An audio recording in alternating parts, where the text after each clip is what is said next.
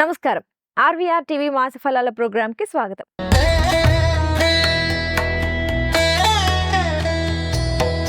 మనం ప్రతి నెల మాసఫలాల గురించి తెలుసుకుంటున్నాం. ఏ రాశి వారికి ఎలా ఉంటుంది?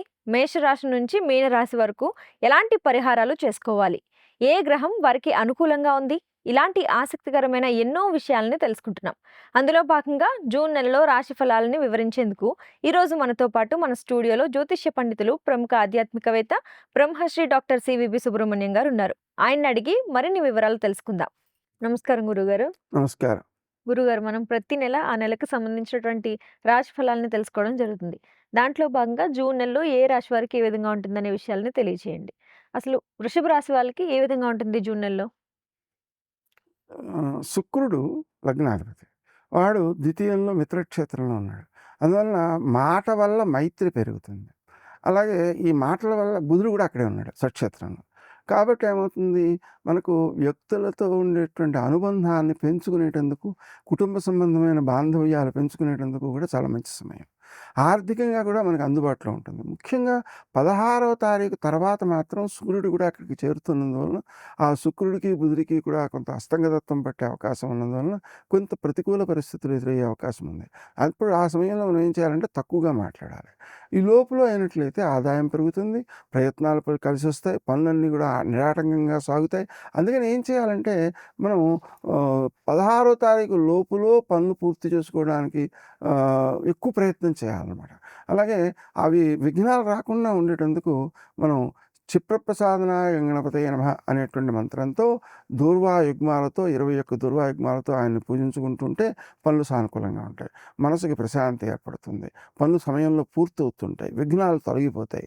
అలాగే అమ్మకాలు ఏమైనా ఉంటే చేయాల్సినటువంటి అమ్మకాలు అవి కూడా తొందరగా జరిగేటువంటి అవకాశం ఉంటుంది. అందుకని మనం ఏదైనా అమ్మదలుచుకున్నట్లయితే క్షిప్రప్రసాదనాయ గణపతయే నమః అనేటువంటి మంత్రాన్ని ఉదయకాలం 5-6 వరకు చేస్తుంటే ఆ అమ్మకాలు బాగా అనుకూలంగా తయారవుతాయి. కొన్ని ముఖ్యమైనటువంటి వ్యక్తిగతమైన ఆర్థిక సమస్యల్ని కూడా అధిగమించేటువంటి అవకాశం కూడా ఉంది ఈ సమయంలో అన్నమాట. అవి పరిష్కారం అవుతాయి. అలాగనే సజ్జనులు అన్నటువంటి వారు సహకరిస్తూ ఉంటారు. అంటే మంచి వాళ్ళని చూసి వాళ్ళని సహకారం తీసుకోవడానికి ఇది సమయం మంచి సమయం అనమాట. అలాగే ఆధ్యాత్మికంగా ఉన్నతులైనటువంటి వ్యక్తుల యొక్క సహాయ సహకారాలతో మన యొక్క వ్యక్తిత్వం వృద్ధి చెందేటువంటి అవకాశం కూడా ఉంటుంది. అలాగే ఉద్యోగాల్లో ఆటంకాలను తొలగించుకోవడం కోసం శ్రీ రాజమాతంగే నమః అనే మంత్రాన్ని జపించుకోవడం మంచిది. వృత్తి ఉద్యోగాల్లో పై అధికారుల యొక్క ఆదరాన్ని కూడా పెంపొందించుకోవడానికి అవకాశం ఉంటుంది.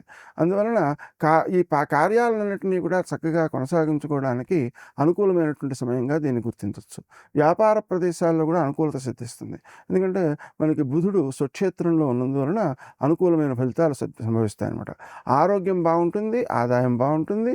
అలాగే అప్పులు చేస్తే తిరిగి రావడం కష్టం, అంటే ఇస్తే తిరిగి రావడం కష్టం, అప్పులు చేస్తే తీరడం కష్టం అవుతుంటుంది. కానీ ఈ సమయంలో అప్పులు తీర్చడం అనేటువంటి లక్ష్యంతో పనిచేసినట్లయితే బాగా తీరతాయి.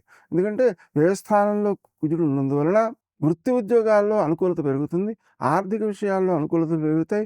కానీ వచ్చిన సొమ్మును అప్పు తీర్చడానికి వాడుతుండాలి. ఆ అప్పు తీర్చడం అనేటువంటిది మంగళవారం చేస్తే ఇంకా మంచిది. అలాగనే మంగళవారం రోజున అంగారక స్తోత్రం, అలాగే గణేశ స్తోత్రం జపం చేసుకోవడం ద్వారా మనం అప్పులు తొందరగా తీర్చగలుగుతాం.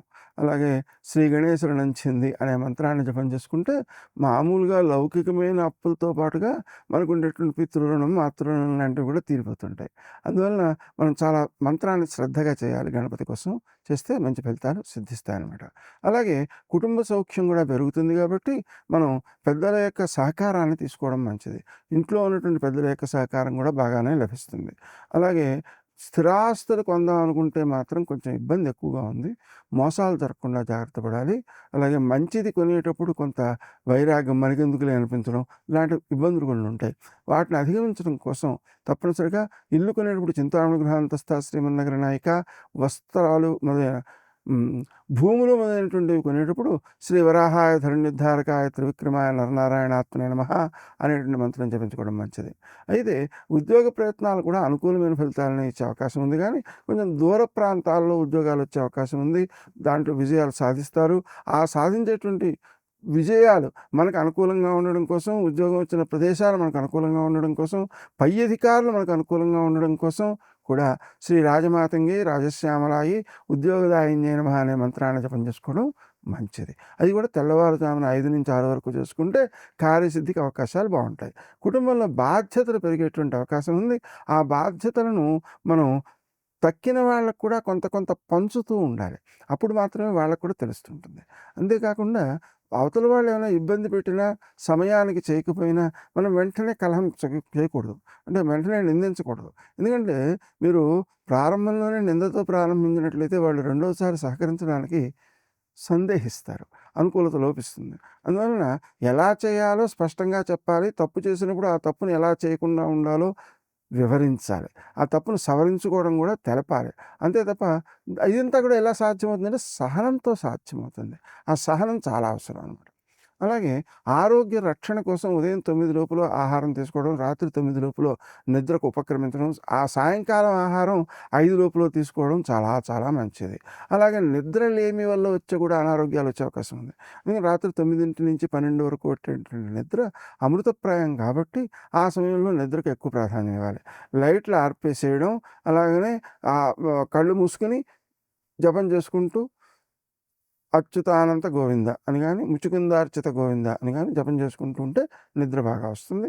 అది ఆరోగ్యాన్ని ఇస్తుంది. అమృతప్రాయం అవుతుంటుందనమాట. మొత్తం మీద అన్ని విషయాల్లోనూ జాగ్రత్త అవసరం. జీర్ణ శక్తి కూడా పెంచుకోవాల్సిన అవసరం ఉంది. దానికి మార్గం ఏంటి అంటే ఉదయం 9 లోపల కడుపు నిండా తినాలి. మధ్యాహ్నం కొద్దిగా తినాలి. సాయంత్రం 5కే తినేసేయాలి. ఆ విధంగా చేసినందువల్ల మనం ఎక్కువ ప్రయోజనాన్ని పొందగలుగుతాం అనమాట. అలాగనే మనకు ఆర్థిక విషయాల్లో అనుకూలత సిద్ధించడం కోసం లక్ష్మి యొక్క అష్టోత్తరం గానీ, లేకపోయినట్లయితే లక్ష్మీ హృదయం గానీ పారాయణ చేసుకోవడం మంచి చేస్తుంది. అలాగే శుక్రవారం నాడు లక్ష్మీ అష్టోత్తర శతనామ స్తోత్రాన్ని 108 సార్లు కనుక పారాయణ చేసుకున్నట్లయితే వారికి చాలా అవసరమైన సంపద ఎప్పటికప్పుడు సిద్ధిస్తుంటుంది. ఆ లక్ష్మీదేవిని తెల్లటి పూలతో పూజ చేసినట్లయితే శుక్రగ్రహ దోషాలు పోతాయి. అలాగనే మారేడు దళాలతో లక్ష్మీనారాయణులను పూజ చేసినట్లయితే సంపద అనుభవయోగ్యమవుతుంది. అలాగే నైవేద్యం కూడా పాయసం నివేదన చేయడం చాలా మంచిది. అలాగే అవసరమైనటువంటి వారికి ఆహారము, వస్త్రాలు దానం చేయడం మంచిది. ఈ దానం చేసేప్పుడు కొంతమంది ఏం చేస్తుంటారంటే తమకు వాడేసి ఇంకా మనం వాడుకోలేమన్న పద్ధతిలో వాటిని ఇచ్చేసి అది దానం అనుకుంటూ ఉంటారు. అది దానం కాదు. ఎందుకంటే ఎదుటి వ్యక్తికి ఏది అవసరమో దాన్ని దానం చేస్తే దానము, మనకు అక్కర్లేనిది వినియుక్తం అవుతుందిలే అని కనుక మనకి ఇచ్చేసినట్లయితే అది మధ్యమం అంటే ఉత్తమమైనది ఏం కాదు. అంతెందుకండి మీకు ఎవరైనా తమకు అవసరం లేదు అనుకుని విడిచేసినటువంటి బట్టల్ని మీకు ఇస్తే మీకు ఎంత భావన కలుగుతుంది. ఎందుకంటే తానెంతో జగమంతా. అంటే తనకు ఎదుటి వాళ్ళు ఒక పని చేసినట్లయితే ఏ దుఃఖం కలుగుతుందో, ఏ బాధ కలుగుతుందో ఆ పనిని ఇతరులకు చేయకూడదు. ఈ విషయాన్ని బాగా గుర్తుపెట్టుకోవాలి. ఇదే పరమధర్మము అంటారు. అంటే మనకు ఇతరులు ఏ పని చేసినందువల్ల క్లేశం కలుగుతుందో, కష్టం కలుగుతుందో అటువంటి పనిని ఇతరులకు చేయకుండా ఉండాలి అనే నిర్ణయం చేసుకుని ఆ నియమాన్ని పాటించడమే పరమధర్మం అన్నమాట. కాబట్టి ఇక్కడ మనం చేసేటువంటిది ఏంటంటే నిల్వ చేయాలి, పొదుపు చేయాలంటే ఖర్చుల్ని తగ్గించుకోవాలి తప్ప దానాల దగ్గర లోపించకూడదు.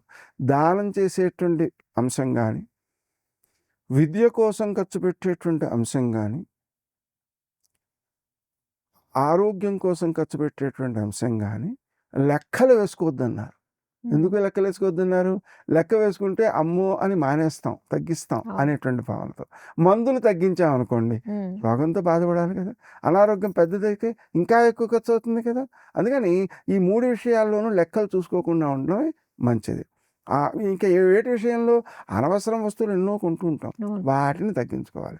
విలాసాలు తగ్గించుకోవాలి. భోగాలు తగ్గించుకోవాలి. కానీ ఈ 3 విషయాల్లో తగ్గింపు పనికిరాదు. అందువలన ఆ విధంగా చేసినట్లయితే వ్యక్తికి అభివృద్ధి కలుగుతుంది, ఆనందం కలుగుతుంది, జీవనం ప్రశాంతిగా నడుస్తుంది. ఎక్కువగా ఇంకో విషయం కూడా చెప్పారు. ఏంటంటే డబ్బు కోసం ఆరోగ్యాన్ని పణంగా పెట్టకురా, ఆరోగ్యం పాడైన తర్వాత ఆ డబ్బు చూసుకుని ఏడవాలే తప్ప అనుభవించలేవురా అని చెబుతారు. కాబట్టి మనకు సమయం బట్టి ప్రవర్తిస్తూ ఉండాలి. ఆ విధంగా ప్రవర్తించినట్లయితే సద్వినియోగం అవుతుంటుంది. మనకి అతి ముఖ్యమైనటువంటిది ఏంటంటేనండి కాలం అన్నమాట. కాలాన్ని సద్వినియోగం చేసుకోవడానికి ఎక్కువ ప్రయత్నం చేయాలి. దాంట్లో ఏ సమయంలో ఏ పని చేస్తే ఉపయోగమో అది చేయాలి. మధ్యాహ్నం వేళ నిద్రపోతాను, రాత్రి మెలకువగా ఉంటాను అంటే 2 పాడవుతాయి. పనులు 2 పాడవుతాయి, ఆరోగ్యం దెబ్బతినేస్తుంది.